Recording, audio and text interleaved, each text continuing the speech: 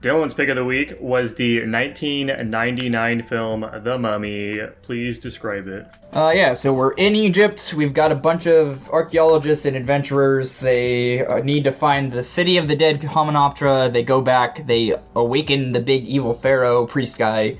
He goes around absorbing these dudes to become resurrected or regenerated or whatever. He spreads the 10 plagues of Egypt. Takes the woman to be a human sacrifice for his wife. They go to the place again. A bunch of fighting and shit happens, and they defeat the guy, and they leave rich. The end. Fun fact. Now, guys, you're not gonna fucking believe this. I have to. Hang on, Tanner. I have a strong feeling I know what your fun fact is going to be. Does it happen to have anything to do with a certain neck, perhaps? Huh? During the boat scene, 2 of the horses drowned. Oh, shit. What's your... I'm just kidding. I'm just kidding. Oh. That'd be crazy, wouldn't it? Yes. No, nothing like that happened. Brendan Fraser nearly died during the hanging scene, and he had to be resuscitated after he stopped breathing. Oh my fucking god. What a G. Yeah, that's what I was thinking. Jesus. What the fuck? They hung that motherfucker for real, dude. I'm gonna be upfront with you guys. I watched this movie all the time as a kid, so, just kind of disregard. Here's the thing. I enjoy this movie.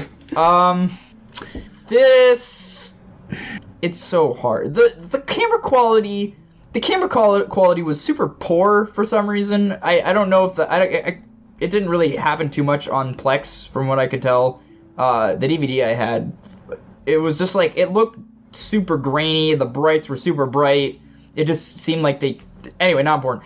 I don't know. I felt like the acting was fine enough. It's weird because Brendan Fraser's usually in the adventure movies, but he's usually kind of got some humor, silliness mixed in.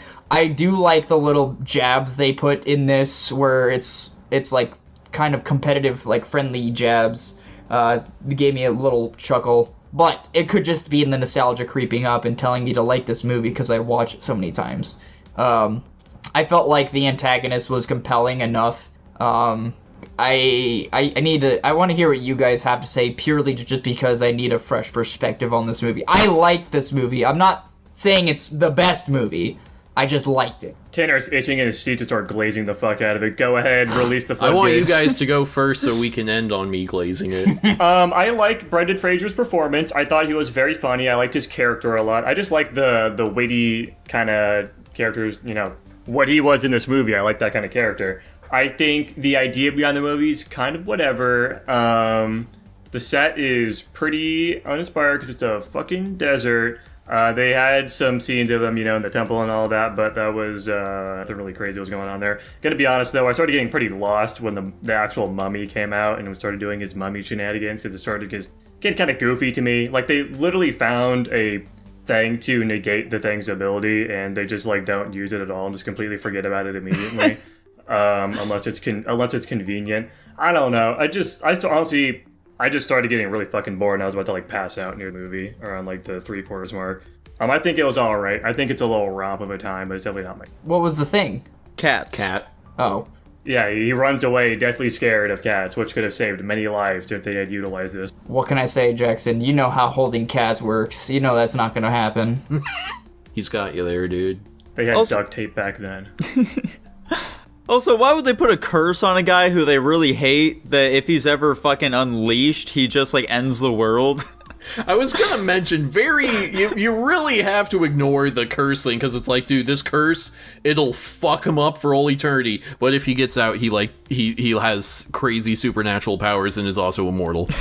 I feel like we didn't really need the exposition thing at the start, too. I don't know if they, added that much. I feel like there probably could have been a more, diegetic way of introducing it within the plot itself, maybe in the library scene or something, when she could have been reading a book over the things, and it could have explained something maybe in a more natural manner than just having a 7-minute long scene at the start that explains the back. Yeah, I kind of mentioned that because we get to that scene of the whole British garrison fighting the Bedouin fighters, and I was like, man, they should have just made this the cold open so that we can, jump straight into some action, and then they explain, the background at some other point. And like that would have been smart because then they could have given. I feel the girl.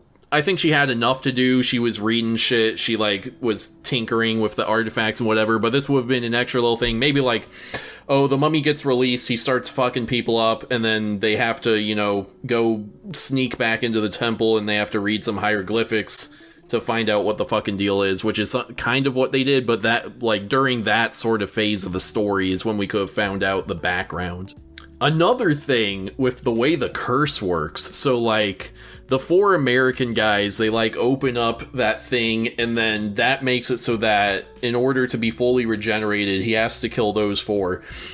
Do you think it's always like the 4 nearest people, or like if only one person opens it, does he just get a really easy time regenerating that round, or... Yeah, I'd assume that it's just like whoever opens it is who he has to kill. So he just kind of, you know, he got unlucky that it was 4 people he has to track down. Yeah, I guess so. That was an interesting like concept too. It was like obviously for plot, you know, convenience and all of it, for everything to kind of make sense. They had 4 guys, they had 4 jars, all that stuff. The one confusing bit that I was trying to justify in my head was the very first guy with the glasses. He just stole his eyes and his tongue at first, and then just, I guess, didn't finish the job.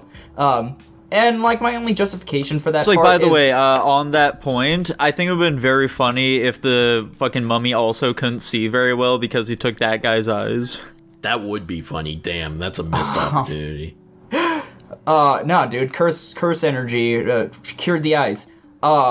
But, like, my only justification for that part is, like, okay, it's, like, his first form, he was weaker, he didn't display a ton of power, he couldn't do his, like, sand teleportation or all any of that shit.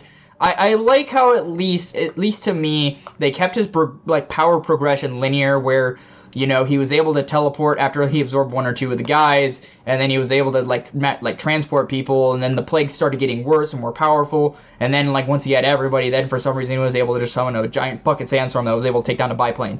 I think I got away from what I was originally trying to say, but, not really, but just not absorbing the first guy right away was, like, an interesting choice, but like I said, it could have just been, like, a power progression kind of thing. See, what I imagine happened was, the scriptwriter was like, oh, what if he, you know, he's, like, mummifying the guys he has to take, and so he, like, takes his eyeballs and tongue, and then he makes that his thing, and then he got to the part of the script where he's like, and then he rips this guy's skin off, and he wears it, and the director went, well, hold on, we're going for PG-13 here, let's chill the fuck out. He husks them, and then he regenerates. Yeah.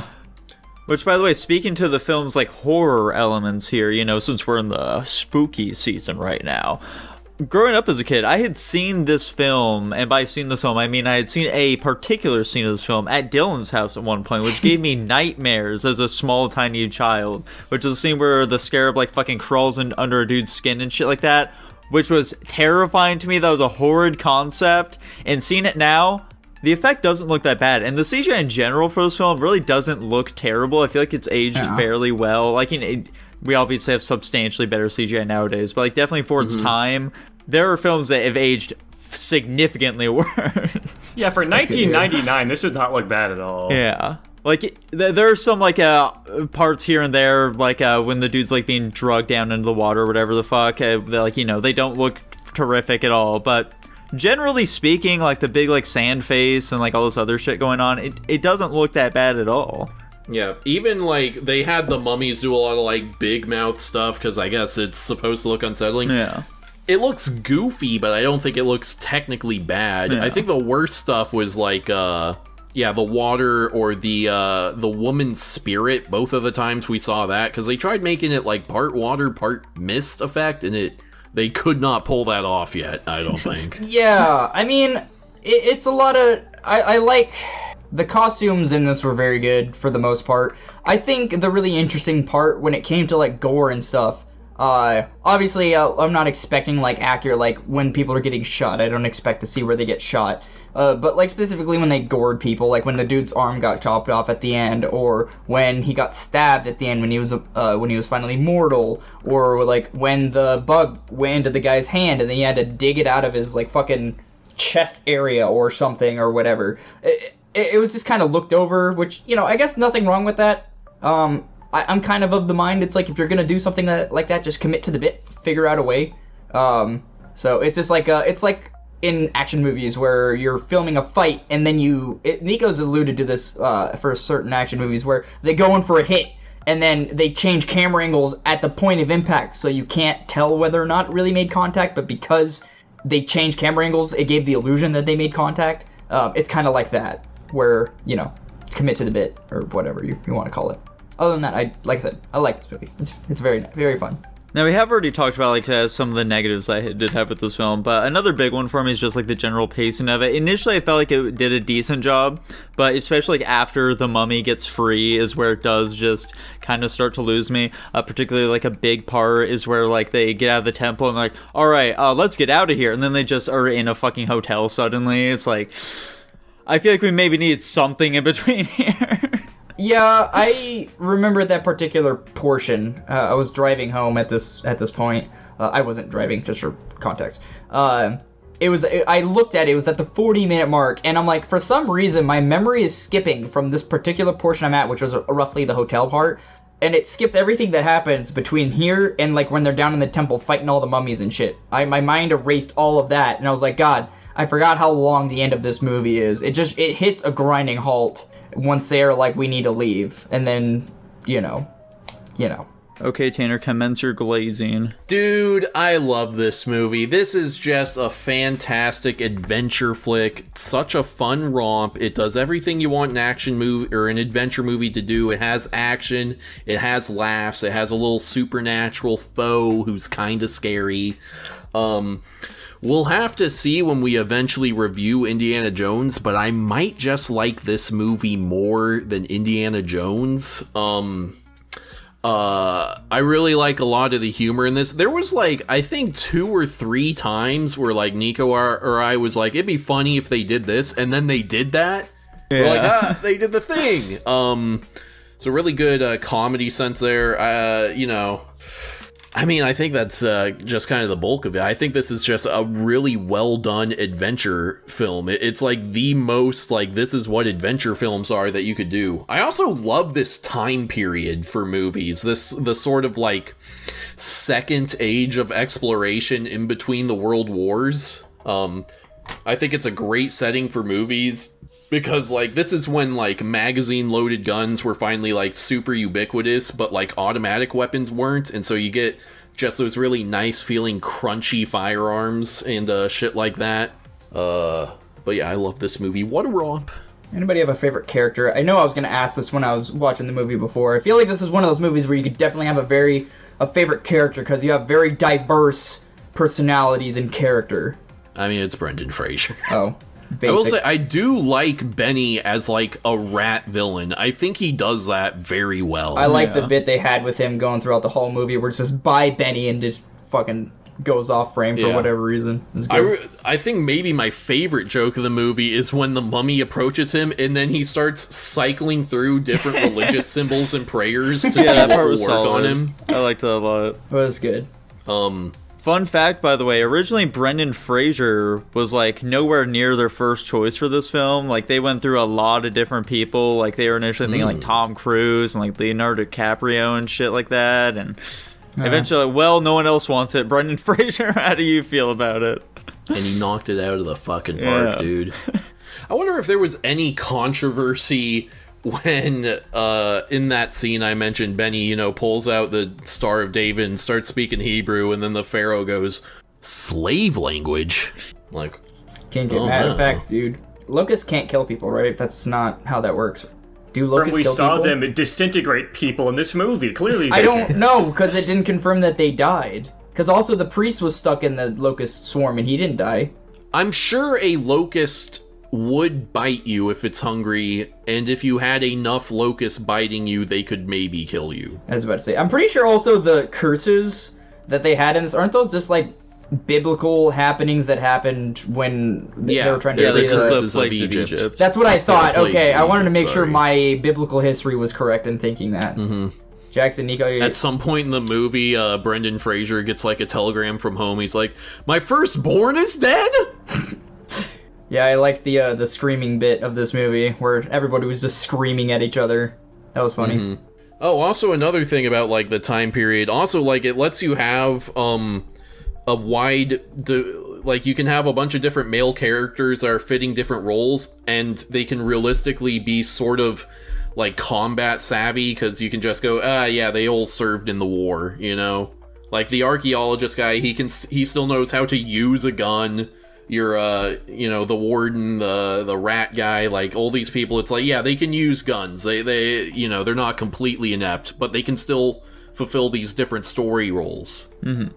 Yeah, I thought it was a decent little flick. Dylan, what did you rate it? This childhood classic of yours, this hood classic. Is this the blackest film we've ever seen? Why do we gotta stop making that bit, dude? Egyptians are black, I think. What do I want to give it? Oh my gosh. Holy shit. I'm reconsidering now. He heard me be positive about it, so he's more confident. I think I'm being too harsh on the movie. I think I was looking for what was wrong with this movie because I was gonna be so nostalgic and positive about it. He gave it a B- for something? No. I'll give it an A. Holy shit. Wow. I give it a B. Dude, I also gave it a B. Oh my god. I gave it an S-. I Holy love shit. this movie. Retard alert. Anyways, that puts it... no, I can see why you would enjoy this movie. And it landed at an A- overall. How exciting. I was originally gonna give it a B+, so...